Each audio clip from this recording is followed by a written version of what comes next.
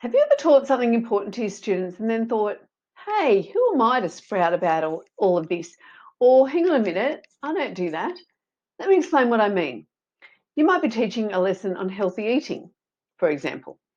You teach your students the importance of eating a balanced diet, making sure that they have a daily serve of fresh fruit and vegetables, limiting fast food and your sugar intake, and drinking plenty of water. And then when you reflect on your own lifestyle choices, you realize that you're not doing all these things that you teach. Or you might be teaching the class a lesson on the benefits of positive self-talk, on relationships, mindset, and achievement. When you recognize that your self-talk can be quite negative and it's probably impacting on how you feel about yourself and on your performance. Or you may be mediating a conflict between students where you're insisting on respectful communication, authentic listening, and a willingness to repair the relationship. And then you suddenly remember that you had a huge fight with your partner last night and you didn't do any of these things.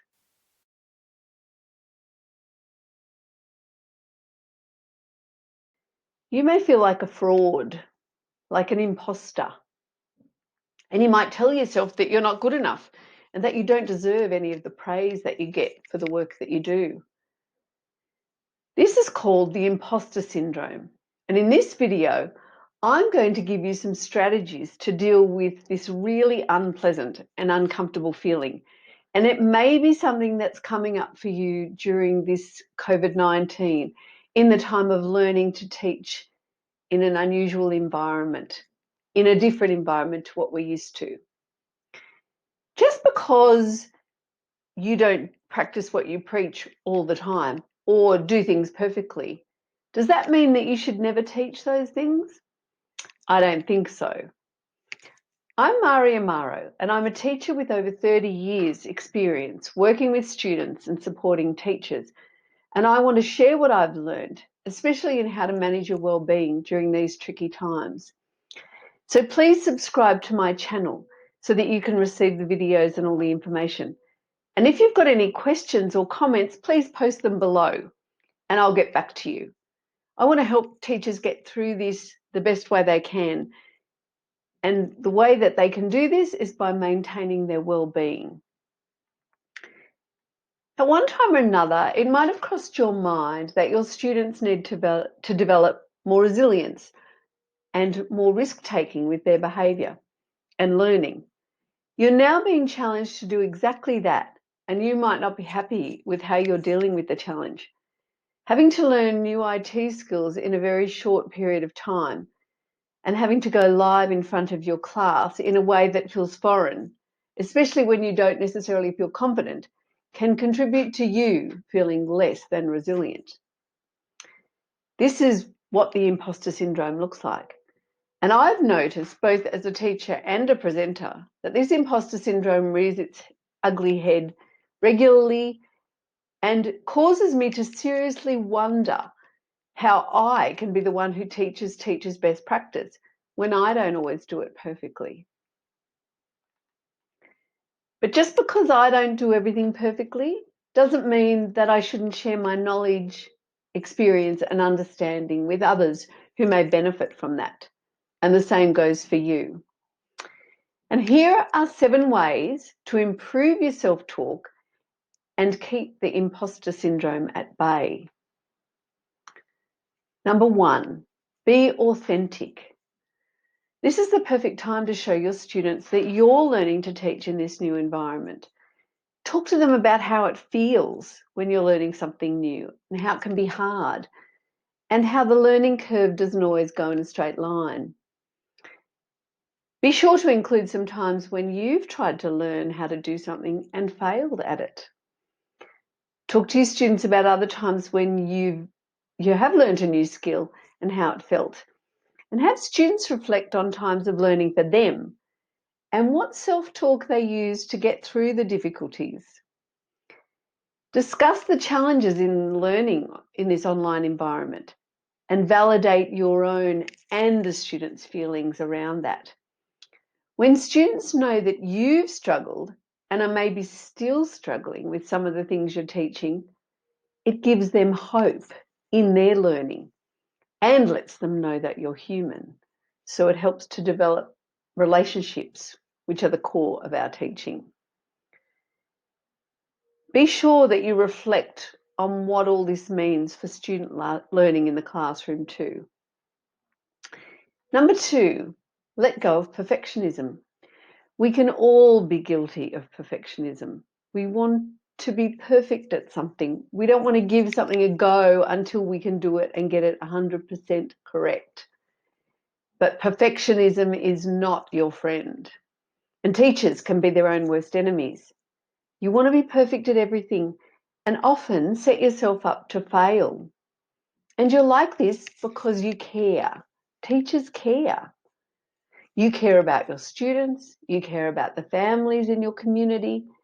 You care about student educational outcomes. You care about being professional. You care about your subject area. You care about the future of your students. And you care about the well-being of your students. In these very tricky times and days of COVID-19, and at all times, the best thing you can do is to be kind and compassionate to yourself, especially when you don't do as well as what you would like to. When you're not as well prepared as you think you should be. When you lose your patience. When the lesson you planned didn't work. When kids don't get it and you feel frustrated.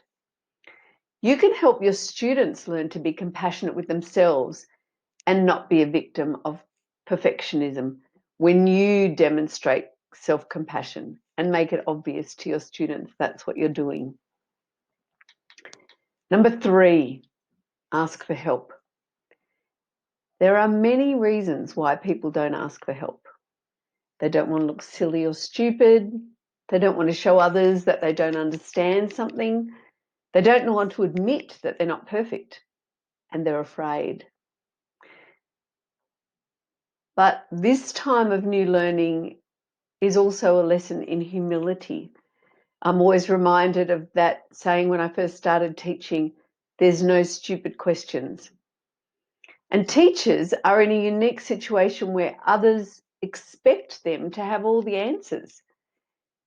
Parents expect you to have answers for their parenting issues. You're meant to be the expert in child development, in psychological issues, in physical issues, anything to do with learning, you're meant to be an expert in. You're meant to be an expert in behavioural issues and mental health issues. And while teachers often have very helpful and insightful inputs, you can't be expected to know everything. And you may be giving yourself a hard time when you don't have all the answers.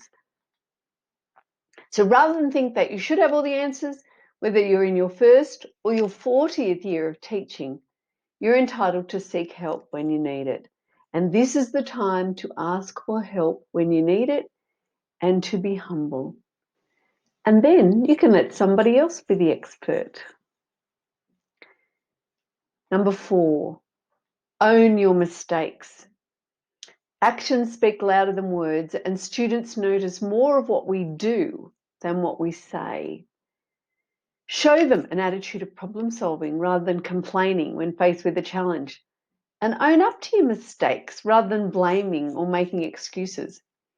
One of the best ways to teach risk-taking and resilience to your students is to model making mistakes. But that doesn't come naturally to most of us. But when you make mistakes in front of your students and admit them, you show them that it's perfectly okay and that it's normal to make mistakes, especially when you're learning something new.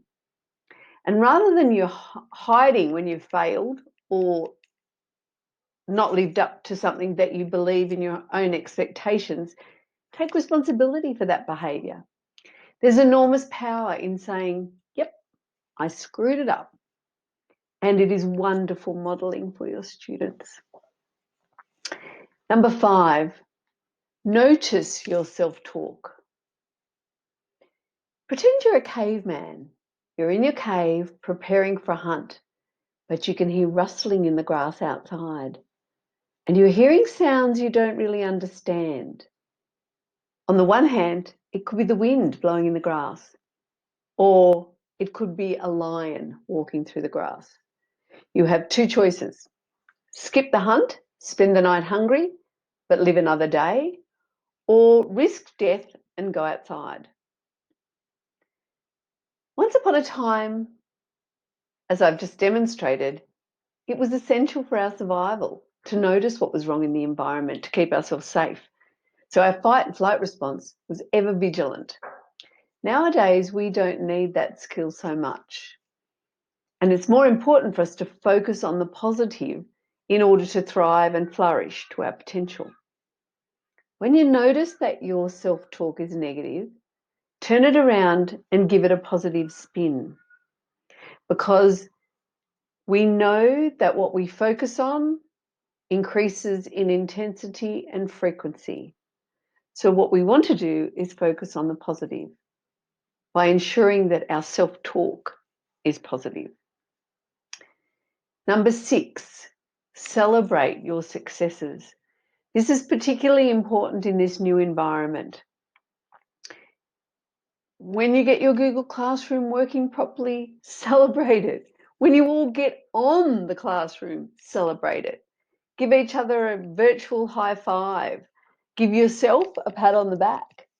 Get your students to do the same thing. And because when you achieve those small goals, it will increase the likelihood that you're going to strive for more. So recognizing baby steps in some of this is going to be really important. Rather than having high expectations about what you're going to do, when you do a little thing, when you make small progress towards where you're aiming, celebrate. Number 7, lighten up. This is a bit of a challenge at the moment in terms of what's happening around us, but it's important for our well-being that we have a laugh, that we don't take everything so seriously, that we divert ourselves with different things that are not about COVID-19. When you maintain your sense of humour, you realise that most situations aren't as catastrophic as you think. And we are doing lots of things to keep ourselves safe at the moment. Your self-talk impacts how you feel about yourself, how you act towards others, and your level of performance and well-being. So it's important that you focus on your well-being during this time.